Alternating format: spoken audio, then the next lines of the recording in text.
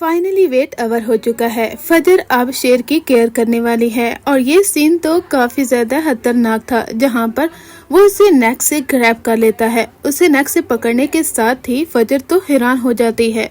ये सीन काफी ज्यादा इंटेंस था। अब आप देखेंगे कि फजर और शेर इन दोनों का रिलेशन कितना स्ट्रांग होता जाएगा। शेर अपनी जिंदगी की तरफ वापस आता जाएगा और दूसरी जानब शेर और फजर दोनों को एक दूसरे से मोहब्बत भी हो जाएगी। बदर जमान जैसा चचा क्या ये रियलिटी में भी होता है? यानी एक चचा दौलत और जायदाद की खातिर अपने ही सगे भाई को जान से मार देता है, यहाँ तक कि उसके बेटे को भी जान से मार देना चाहता था, लेकिन कुदरत ने उसे बचा लिया है। अगर उसका बेटा मर जाता तो फिर भी बदर जमान को अपनी जायदाद में से कुछ भी हिस्सा नहीं मिलने वाला था। अगर शेर की मौत हो जाती तो फिर भी सब कुछ तो उसकी बीवी के नाम होना था। फिर भी बदर जमान हाथ पे हाथ रख के बैठ जाता।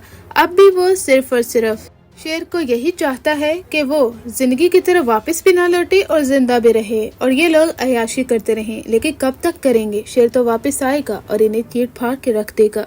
ये देखकर बहुत अफसोस होता है कि किस तरह से शेर जमान और उसके बाबा सफर करते हैं। यानी शेर जमान अपने बाबा को याद करता है। उसके बाबा इस हद तक मोहब्बत करते थे, लेकिन चचा ने उसके बाप की जान ले ली और यहाँ तक कि उसकी माँ जो कि किस कदर टूट कर रह चुकी है।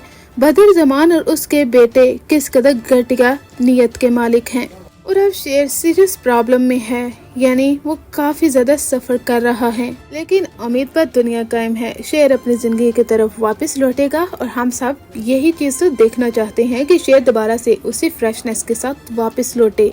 शेर अब जंगल का शेर बन चुका है, यानी लायन किंग। शेर एक परफेक्ट एग्जाम्पल है कि अपने ही अपनों के दुश्मन होते हैं और यही सैड रियलिटी है हमारी सोसाइटी की। शेर जिंदगी की तरफ वापस तो लौटता है और आपको ये दिखाया जाता है कि चचा और उनके बेटे वो भी डॉक्टर से पूरी इन्फॉर्मेशन लेते रहते हैं कि आखिर शेर की हालत कैसी है। वो जिंदगी की तरफ वापस तो नहीं लौट रहा, उसे तड़पना चाहिए, वो तड़प तड़प कर ऐसे ही जिएगा। लेकिन चचा को नहीं मालूम कि अब उसकी जिंदगी में फजर आ चुकी है और फजर जैसे डॉक्टर कभी भी उसके साथ बदसलूकी नहीं होने देगी। यानी चचा और उसके बेटे को यही खबर जाती है कि शेर अभी अपनी हालत पे वापस नहीं आ रहा और उसकी हालत अभी भी क्रिटिकल है। वो जिंदगी की तरफ वापस कभी भी लौट नहीं सकेगा। ये सारी फजर की प्लानिंग होती है, क्योंकि फजर दुश्मनों को अच्छी तरह से पहचान चुकी है। जब शेर ने उसकी जान बचाई थी तब ही वो उनके चचा और उनके बेटों की शख्सियत को पहचान गई थी कि जैसा बाप है वैसा ही तो बेटा है फहद। किस किस ने शेर ड्रामा पहली एपिसोड से इस एपिसोड तक फुल देखा है और एक भी एपिसोड स्किप नहीं की? कमेंट सेक्शन में जरूर बताइए।